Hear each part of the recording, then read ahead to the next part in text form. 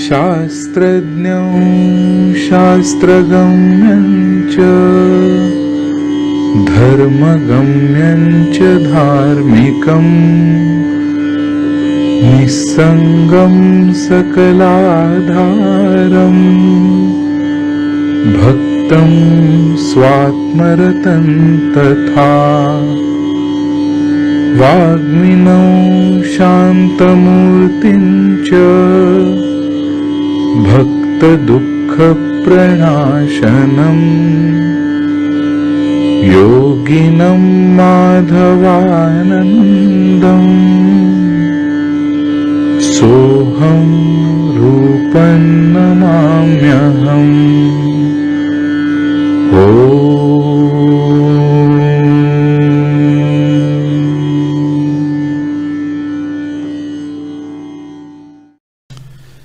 सच्चिदानंदम।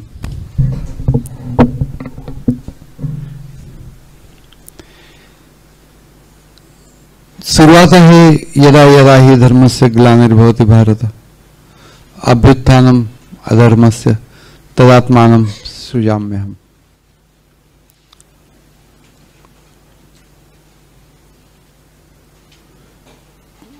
ते धर्माला ग्लानी येते म्हणजे काय होतं असा विचार आपल्या मनामध्ये येऊ शकतो। धर्माला ग्लानी येते याचा अर्थ ते धर्म नावाचं काही माणूस नाहीये की ज्याला ग्लानी आली। ग्लानी येते याचा अर्थ तो ज्या पद्धतीने आचरायला पाहिजे त्या पद्धतीने आचरला जात नाही। परित्राणाय साधूनां विनाशाय च दुष्कृतां धर्मसंस्थापनार्थाय संभवामि युगे युगे। म्हणजे धर्मस्य ग्लानी हे जे आहे त्याच्यासाठी धर्मसंस्थापन आहे। मग एका श्लोकात म्हणले धर्माला ग्लानी येते तेव्हा मी स्वतःला निर्माण करतो, सृजाम्यहम् म्हणजे अवतार घेतो। आणि त्याचं कारण सांगताना म्हणजे त्यावेळेचं अवतारातलं कार्य सांगताना धर्मसंस्थापन हे कार्य सांगितलं। परित्राणाय साधूनां विनाशाय च दुष्कृतां हे दोन तर सांगितलेच आहेत। कारण अवतार कार्य हे प्रत्येक अवतारामध्ये काही विशिष्ट कार्य भगवानांनी केलं। उदाहरणार्थ कपिल अवतारामध्ये सांख्यशास्त्र प्रकाशित केलं। आज प्रत्येक अवतारामध्ये वेगवेगळे कार्य केलेले, परंतु राम आणि कृष्ण हे जे अवतार आहेत ते या दोन अवतारांच्या मध्ये या तिन्ही गोष्टी केलेल्या। परशुराम अवतार आहे त्याच्यामध्ये सुद्धा परित्राणाय साधूनां विनाशाय च दुष्कृतां असा काही उद्देश आपल्याला दिसून येतो। उन्मत्त झालेले राजे त्यांना वटणीवर आणणे हा अवतार भगवानांना घ्यायला लागतो। इतकं होऊ शकतं ते असा एक इतिहास आहे आपल्याकडे।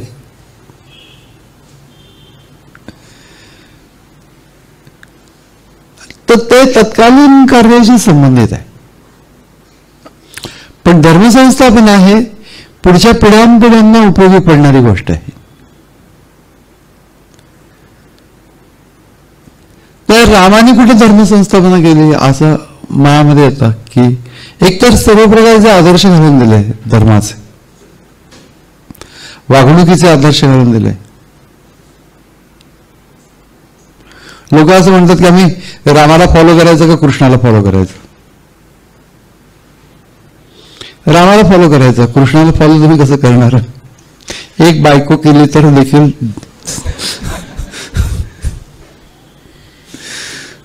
तो संबंध काळ जातो त्याचा ऍडजस्ट करण्याकर इथं। त्यामुळे हे सगळं काही आपण फॉलो करण्याच्या गोष्टी नव्हेत. भगवान श्रीकृष्ण ही राम हीच गोष्ट फॉलो करणे. आदर्श आपल्याला जपेल तेवढं, पूर्ण जपणं शक्य नाही. भगवान श्रीरामांचा आदर्श मय जीवन हे पूर्ण जपणं शक्य नाही. म्हणून हे सगळे वेगळे वेगळे अवतार झाले, ते वेगळ्या वेगळ्या कार्यासाठी झाले तत्कालीन. पण राम आणि कृष्ण हे पिढ्यानपिढ्या मानवाला पुरतील अशा प्रकारच्या गोष्टी देऊन गेल्या. भगवानांनी श्रीकृष्ण स्वरूपामध्ये जे धर्मसंस्था बनायचं कार्य केलं ते म्हणजे भगवद्गीता. त्याच्या इतकं उत्तुंग कार्य कुठलं झालेलं नाही आजवर. नंतर जी झाली जशी की ज्ञानेश्वरी वगैरे त्याच्यावरतीच आधारित आहे. असंही म्हणता येईल की भगवान श्रीकृष्ण ज्ञानेश्वरांच्या रूपात आले आणि त्यांनी त्याचा विस्तार केला. पण मूळ कार्य जे वेद उपनिषद यांच्यामध्ये जे ज्ञान सांगितलेलं होतं त्याच्या संहिता तयार करण्याचं काम व्यासांनी केलं. म्हणजे त्याचे पूर्वापार हे विकसित झालेलं शास्त्र आहे. विस्कळीत होतं, त्याचं कंपायलेशन केलं व्यासांनी, असं आपण अलीकडच्या भाषेत म्हणू शकतो. पण उपनिषदांचा जो भाग आहे तो भाग इतका अवघड आहे आणि तिथंच ज्ञान आहे सगळं. कारण की बाकीचं जो वेद आहे त्याच्यामध्ये ब्राह्मण म्हणजे ते कर्मकांडाची पद्धत वगैरे असे सगळे प्रकार आहेत. आणि ते काही ज्ञानाचे काही भाग त्या ठिकाणी मुळीच दिसून येत नाहीत. गीतेने सुद्धा त्याच्यावरती सकाम कर्मकांडावरती टीका केली. सकाम कर्मकांड म्हणजे काहीतरी इच्छा मनात धरायची आणि ते कुठले तरी यज्ञ करायचे. असं पूर्वी भरपूर होतं. का वाटेल तर झालं की यज्ञच करून टाकायचा. अतिशय प्रबळ होती यज्ञ संस्था त्या काळामध्ये आणि तोच धर्म आहे असं समजलं जात होतं. मग प्रत्येक ठिकाणी कोपऱ्या कोपऱ्यावरती याज्ञिक होते आणि ते आचार्य होते. सगळा समाज त्यांना फॉलो करत होता. त्याच्या विरुद्ध बोलायचं होतं भगवान श्रीकृष्णांना. कारण की हे तुम्ही हवन करतात आणि हे मंत्र म्हणतात आणि त्याच्यातनं तुमचा देवाशी काही संबंधच येत नाहीये. जो देव आहे तो सगळ्या विश्वात आहे, तुमच्या अंतरात आहे, त्याच्याशी संबंध आला पाहिजे तुमचा. हे करत बसला तर सारखं बाह्यच लक्ष राहील आणि निरनिराळ्या कामनांमध्येच लक्ष राहील. हे काही देखील करू नका असं सांगायचं होतं. आणि ते खूप अवघड होतं. भगवान श्रीकृष्ण होते म्हणून ते शक्य झालं, नाही तर त्या काळामध्ये कुणीही त्यांचं ऐकलं नसतंच, परंतु त्यांना शिक्षा झाली असती.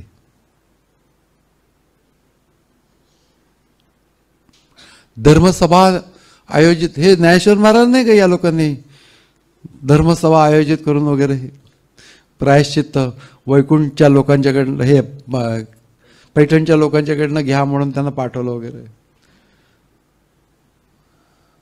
त्यांच्या आईवडिलांना देहांत प्रायश्चित्त दिलं. म्हणून एकंदर ती धर्मसत्ता होती. म्हणजे धर्मज्ञान हेच अंतिम ज्ञान आहे, म्हणजे कर्मकांडाचं अशा प्रकारची भूमिका आणि त्याच्या पाठीमागे धर्मसत्ता. कारण की राजसत्ता त्याशी जोडलेली होती. त्या धर्मसत्तेने सांगितल्यानंतर कुणीही ती शिक्षा भोगायलाच लागत असते. असा तो सगळा काळ होता. त्याच्यात लोकांना विचार करायला लावणं. ज्या वेळेला धर्मातलं आचरण साधना संपते त्यावेळेला त्याला ग्लानी येते.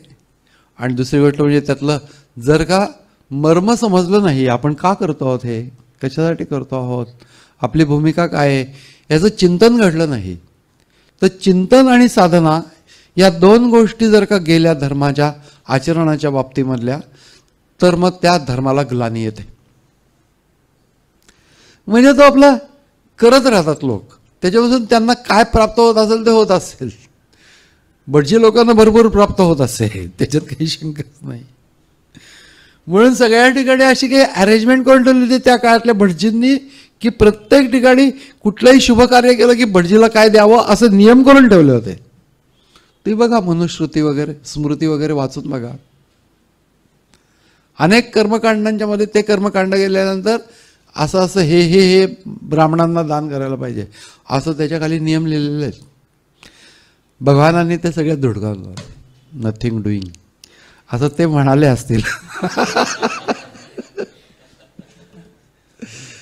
तर धर्मसंस्थापना ही गोष्ट इतकी सोपी नव्हती त्या काळामध्ये. रामाच्या काळामध्ये धर्मसंस्थापना सोपी नव्हती याचं कारण की सगळीकडे राक्षसच राक्षस.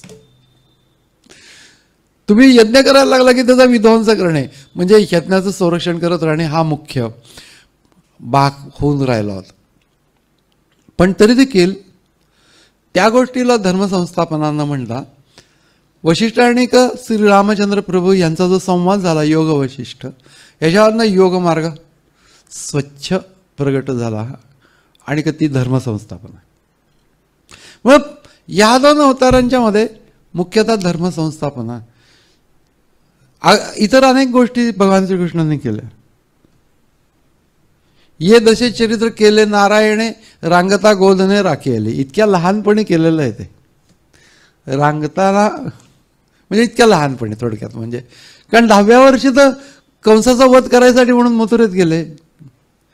त्याच्या अगोदर जे काय होतं ते सगळं गोकुळातल्या क्रीडा त्याच्या अगोदरच्या होत्या. त्यामुळे त्या गोकुळातल्या क्रीडांच्या वरती कवी लोकांनी भरपूर क्रीडा केलेल्या आहेत. पण हे लक्षात येतं की 10 वर्षाचा आतला मुलगा आहे.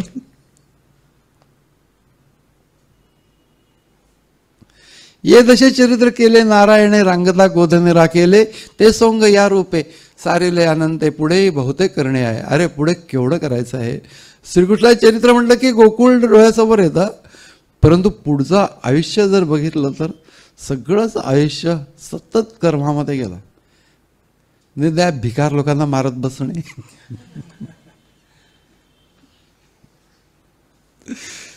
किंवा त्यांच्या मारण्याच्या योजना तयार करणे. जसं की जरासंधाला मारायचं होतं भीमाकडनं मारायचं आहे मग ते सगळे योजना तयार करणे हे सगळे प्रकार महाभारत युद्धाच्या अगोदर करणे आवश्यक होतं.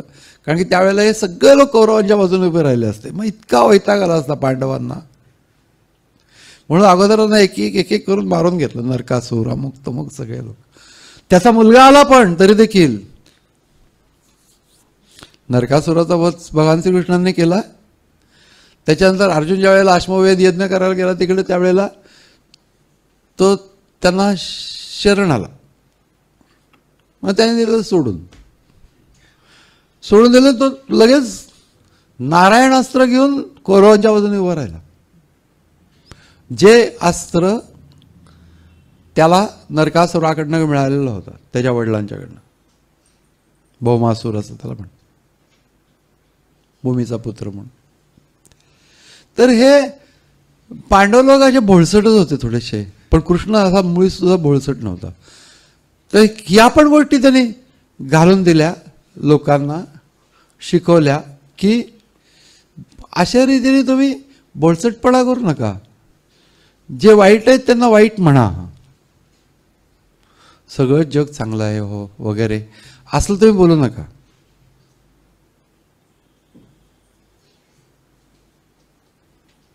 म्हणून धर्मसंस्थापना म्हणजे धर्माच्या मध्ये सांगितलेलं आचरणाचे नियम म्हणण्यापेक्षा ती तत्व आचरणाची तत्व ती तुम्ही समजून घ्या. रामाने पण शिकवलं काही वेळेला परंतु कृष्णाने जसं प्रत्येक क्षणाक्षणाला शिकवलं लोकांना तितकं रामाने नाही शिकवलं पण कधी कधी शिकवलं. पण त्याचं एक उदाहरण म्हणजे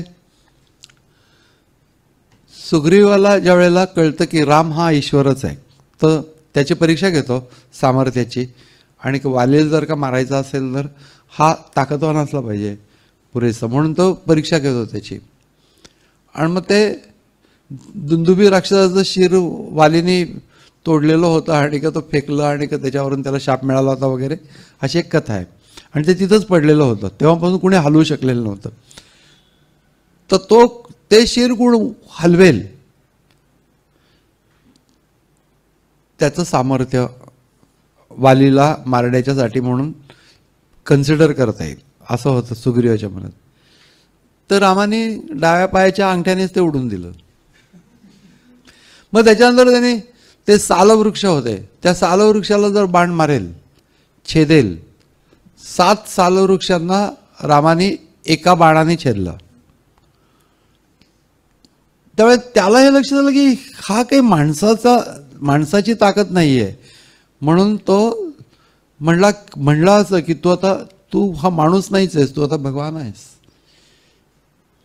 तेव्हापासून सुग्रीवेश असं झालं. सुग्रीवेश कटी पाहतो ते म्हणतात सुग्रीवाचा ईश तेव्हापासून झाला की बाबा तू ईश्वरच आहेस. आणि आता ईश्वर आहे म्हटल्यानंतर सुग्रीव आपलं ज्ञान पाजळायला लागला. मला काही सगळं सुख दुःख वगैरे सारखंच आहे. म्हणजे रामाला सांगतोय तो, शत्रू मित्र वगैरे काही नाहीत मला, बंधू शत्रू वगैरे असं मला काही मनामध्येच नाही. पण आता ह्या वालीशी युद्ध करायचं आहे ना. पण हा अगोदर एवढं ज्ञान पाजळून गेला.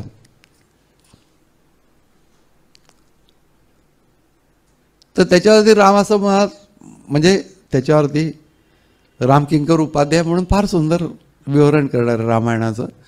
तर त्यांनी असं म्हटलं रामचरित मानसावरती ते विवरण करा सुंदर. तर प्रभूंच्या मनात आलं हे माकड एकदम वरच चढून गेलं की कारण चंचल बना वृत्ती.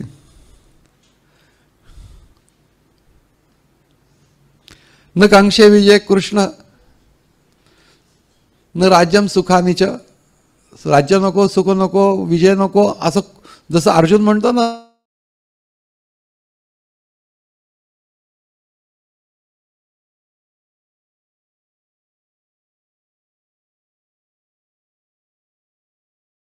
तत्कालीन वैराग्याने, तसं हा म्हणतो काही नको मला. पण लढायचं त्याला इतका बडवलं त्या वारीने त्याला म्हणतो हा बंधू नाही, आम्हाला काळच आहे बाबा, मी तुला शरण आलेलो आहे, सगळं ज्ञानबिन सगळं पाजळलेलं गेलं. मग त्यांनी त्याला मदत केली. प्रॅक्टिकल एस्पेक्ट बघितलं पाहिजे. तत्वज्ञान सगळीकडं पाजळत बसू नका तुम्ही. तुमची ती स्थिती आहे का, पहिली गोष्ट. तुमची मानसिक स्थिती नाही आहे, तुम्ही नुसते शब्द बडबडत आहात आणि ते काही ज्ञान नव्हे, असं रामाने त्याला दाखवून दिलं. पण असे एक प्रसंग क्वचित आहेत. प्रभू भलतेच म्हणजे दयाळू होते, पण भगवान असे नव्हते अजिबात. श्रीकृष्ण मारायचं 100 अपराध झाले टॅग ते मग नंतर मग असं नाही का शिशुपाल परत करू नको परत करू नको नाही वगैरे काय नाही काय नाही. धर्मसंस्थापना हेच, हा मारणं हाच धर्म आहे. आततायनम आयातम हन्यात एव विचारणं. आतताई जर का तुमच्या अंगावर आले तर त्यांना त्याची हत्या करणे हाच धर्म आहे, असं स्वच्छ लिहून ठेवलेलं आहे महाभारत.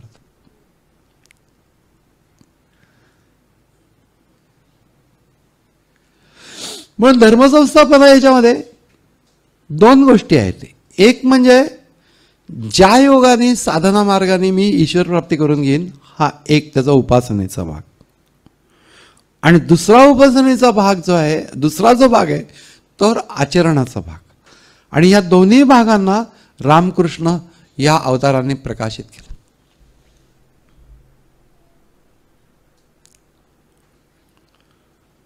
पुढेही बहुतेक करणे आहेत असं जे तुकाराम महाराजांनी म्हटलंय, त्याच्यामध्ये ये तसे चरित्र केले नारायणे, रांगता गोधने राखेली, ते सोंग या रूपे सारिले अनंते. पुढेही बहुतेक करणे आहे. तुका म्हणे आहे धर्मसंस्थापने, केला नारायणे अवतार. म्हणजे किती अचूकपणाने संतांच्या वाङ्मयामध्ये आलेलं असतं ते बघा, की हा मुख्य उद्देश नाहीच आहे, तत्कालीन उद्देश आहे या लोकांना मारणे वगैरे. पण धर्मसंस्थापना हा कायम स्वरूपातली गोष्ट आहे. आचरणाचा भाग कसा असावा आणि उपासना काय असावी. आणि उपासनाच्या बाबतीमध्ये 2 भाग आहेत. एक कर्मकांडात्मक आहे आणि एक ज्ञानात्मक आहे. ज्ञानाकडे वाटचाल करणारी उपासना, आणि भगवद्गीतेने पूर्णपणाने ज्ञानाकडे वाटचाल करणाऱ्या उपासनेवरती जोर दिलेला, भर दिलेला. आणि भगवान श्रीरामांनी सुद्धा योग वशिष्ठामध्ये. पण वशिष्ठ ऋषी हे कर्ममार्गाचे प्रवर्तक होते, त्यामुळे त्यांनी दोन्ही गोष्टींचा बॅलन्स साधला तिथे. पण भगवद्गीतेने कर्मकांडाचा भाग उडूनच दिला, कारण की त्यांना माहिती होतं की पुढची पिढी कशा होणार आहेत, ते आपण कसे होणार त्यांना माहिती आहे. त्यामुळे त्यांना माहिती आहे हे पोरं काही करणार नाही. ते सांगितलं की तुम्ही हेच करा, योगातनं ज्ञान प्राप्त करून घेणे हा तुमचा मार्ग आहे. शेवटी अंतिम त्याच ठिकाणी यायचं आहे. म्हणून या शब्दाला खूप महत्त्व आहे. धर्म स्थापना केली नाही त्यांनी, इतर धर्मांची जशी स्थापना केली, कुणी कुणी त्यांचे धर्मस्थापना करणारे पुरुष होऊन गेले, तशी हिंदू धर्माची स्थापना झालेली नाही. तो विकसित झालेला आहे, तत्वस्वरूप धर्म आहे. अमुक एक त्या धर्माचा प्रवर्तक आहे असं नाही आहे हिंदू धर्मामध्ये. तर कुणी हा हिंदू धर्म सुरू केला? सगळ्या ऋषींच्या अंतःकरणामधनं ती तत्व विकसित होत गेली, प्रगट होत गेली, आणि मग त्याच्यातनं हिंदू धर्म अशा रीतीने डेव्हलप झाला. मी कुणीतरी एकाने सांगून हिंदू धर्म सुरू नाही झाला. म्हणून प्रत्येक धर्म केव्हा सुरू झाला त्याचा एक सण आहे, म्हणजे कुठला तरी काळ आहे. इसवी सन पूर्व असेल, पण तो नक्की काळ आहे. पण हिंदू धर्म केव्हा सुरू झाला? Nobody knows. ही एक पहिली गोष्ट. आणि दुसरी गोष्ट म्हणजे त्यामुळेच हिंदू धर्माचं कोणी मुख्य नाही आहे. त्याचे ॲडव्हान्टेजेस पण आहेत, डिसएडव्हान्टेजेस पण आहेत.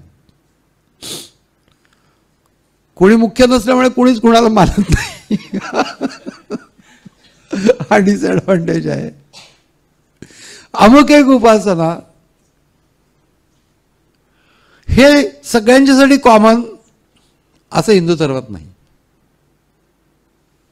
फार आश्चर्यकारक धर्म आहे. तुम्ही आपल्या धर्माचा जर विचार कराल तर तुम्हाला असं लक्षात येईल की जगाच्या पाठीवर असा कुठलाही धर्म नाही जसा हिंदू धर्म आहे. कारण काही धर्म एकमेकांशी मिळते जुळते तरी आहेत. मुस्लिम धर्म म्हणा, ख्रिश्चन धर्म म्हणा, अगदी एकमेकांशी मिळते जुळते. पण हिंदू धर्म एकदम स्वतंत्र आहे. एकतर ईश्वर सर्वत्र आहे असा कन्सेप्टच सगळ्या धर्मांमध्ये नाही, आणि तो तुमच्या आतमध्ये, त्याला तुमच्या आतमध्ये त्याचा अनुभव घेता येतो, हे इतर कुठल्याही धर्मात सांगितलेलं नाही. हळूहळू हिंदू धर्माकडे पाहून हे लोक मांडायला लागले नंतर नंतर. पण असे ओरिजिनल कन्सेप्ट नव्हते. आकाशात बसणारा देव, एका बाजूला अल्लाह, एका बाजूला गॉड. हिंदूंचा तर देव आकाशात बिकाशात नाही, कारण की त्यांना आकाश म्हणजे काय या गोष्टीचा कन्सेप्ट माहिती होता. तर अशा प्रकारची विधानं त्यांनी कधी केलेली नाहीत. मग युनिकनेस आपल्या धर्माचा काय आहे हा प्रत्येकाला माहिती असला पाहिजे. धर्मसंस्थापना या शब्दावरून आपण जरी काय बोलणं करत असलो तरी सुद्धा त्याच्यातला विज्ञानाचा जो भाग आहे त्याला कधीही धक्का न लावणारा हा धर्म आहे. जो मॉडर्न आता ज्या डेव्हलपमेंट्स होत आहेत त्या ह्याच्यामध्ये कधी हिंदू धर्माच्या तत्वांचा कधी बाधा येतच नाही. मुख्य गोष्ट म्हणून धर्मसंस्थापना याच्यामध्ये धर्मस्थापना नाही आहे, धर्मस्थापन झालाच नाही हा. आणि अजूनही काही वैशिष्ट्य आहेत, मी थोडीशी सांगून ठेवतो की हिंदू धर्म हा प्रचार करत नाही स्वतःचा. त्याच्यात हिंदू धर्माचा प्रचार करण्याची कोणतीही पद्धत सांगितलेली नाही. प्रचार करावा असं देखील सांगितलेलं नाही. म्हणून हिंदू लोक आपल्या धर्माचा प्रचार करत नाहीत. आणि हिंदू धर्मामध्ये धर्माचं रक्षण करण्याची पद्धत पण सांगितलेली नाही. त्यामुळे हिंदू धर्माचं रक्षण हे लोक मनानेच करतात. पण हा धर्म तत्वस्वरूप असल्यामुळे तत्वाचं रक्षण तुम्ही काय करणार आहात? उद्या कुणीतरी म्हटलं की मी ग्रॅव्हिटेशनल फोर्सचं रक्षण करतो, काय करणार रक्षण? तर तत्वस्वरूप आहे, त्यामुळे तत्वस्वरूप धर्माचं रक्षण करण्याचा प्रश्नच नाही आहे. कारण की आचार, विचार, विधी, निषेध हे सगळ्या गोष्टी मेन तत्वाचं कन्सेप्ट समजून घेणे आणि अनुभव घेणे याच्यासाठी अंतःकरण तयार करण्याच्यासाठी म्हणून आहेत. असं हिंदू धर्माची भूमिका आहे. चित्तस्य शुद्ध हे कर्म. चित्तशुद्धीसाठी सर्व कर्म तुम्ही जे काही उपासना करता, दररोजच्या जीवनात वावरता, सगळं तुमचं चित्तशुद्धी याचा अर्थ कॅपेबल ज्ञानासाठी. चित्तस्य शुद्ध हे कर्म न तू वस्तू उपलब्ध आहे. म्हणजे परमात्म्याची प्राप्ती होण्यासाठी कर्म तुम्ही करू शकत नाही. किंवा इतका जप केला आता राम येईल का पुढे, तर असं होत नाही असं सांगतात आमच्या धर्मामध्ये. चित्तस्य शुद्ध हे कर्म न तो वस्तू उपलब्ध ये वस्तुसिद्धीर विचारेण न किंचित कर्म कोटी भी. कोट्यावधी कर्म करून परमेश्वराची प्राप्ती होणार नाही. सूक्ष्म विचारांती तत्वाला तुम्ही भेटलं तरच त्याची प्राप्ती होणार, असा हा धर्म आहे. आणि त्याची संस्थापना म्हणजे मूळ कन्सेप्ट हरवून देवाच्या प्राप्तीचा विचारच न करता इतर सर्व गोष्टींच्या प्राप्तीसाठी म्हणून हवन करत बसणे हा मुख्य धर्म. हा जेव्हा झाला त्यावेळेला भगवानांना अवतार घ्यायला लागला. दुष्ट जास्ती झाले म्हणून भगवानांनी फारसे अवतार घेतले असं नाही, पण या धर्माला कलानी आली म्हणून मुख्यतः अवतार घेतला. कारण की शेवटी मानवी जीवनाचा उद्देश आणि जास्तीत जास्त अचिव्हमेंट मानवी धर्मातच होऊ शकते, जीवनामध्ये होऊ शकते, ते म्हणजे या विश्वाच्या पाठीमागे असलेल्या तत्वाचा अनुभव. आणि त्याचा मार्ग ज्या वेळेला ब्लॉकच व्हायला लागला या लोकांच्या यज्ञ प्रकरणांच्यामुळे, त्यावेळेला भगवानांनी येऊन ते स्वच्छ करून टाकलं की उद्देश काय आहे धर्माचा. देवप्राप्ती हा धर्माचा उद्देश आहे. इतर भानगडी प्राप्ती किंवा इतर काहीतरी ऐहिक प्राप्ती हा धर्माचा उद्देश नाही आहे. हे सांगण्यासाठी म्हणून धर्मसंस्थापना करावी लागली. संस्थापना या शब्दाला महत्त्व आहे. म्हणून गीतेतला कुठलाही शब्द फुक्कट वापरलेला नाही आहे. स्थापना म्हणले असते, नाही, स्थापना नाहीच आहे, संस्थापना आहे. ज्ञानाच्या तत्वाच्या पायावर, भक्कम पायावर उभा करणे संस्थापना. आणि ती अशी काही केली आहे की आता वर्षानुवर्ष थ्रू जनरेशन्स ते पुरून जाईल माणसाला चिंतन करण्याच्यासाठी. म्हणून हा प्रत्येक श्लोक ज्या वेळेला आम्ही स्वाध्यायासाठी घेऊ त्यावेळेला थोडासा ग्लोबल व्ह्यू घ्यायला पाहिजे, पॅनोरॅमिक व्ह्यू घेतला पाहिजे, की त्यामुळे एकदम सगळं दिसलं पाहिजे की काय आहे, कुठं आहे, आपण काय बोलतो आहोत. एखादाच शब्द घेऊन त्याच्यावरती जरी बोलायचं झालं तरी त्याला कॉन्टेक्स्ट असतो पाठीमागचा, आणि त्या सगळा इतका भव्य आहे या भगवद्गीतेला की वा वा वा, असं वाटतं की याच्यातच रमून राहावं. परंतु आपल्याला पुढचा कार्यक्रम आहे.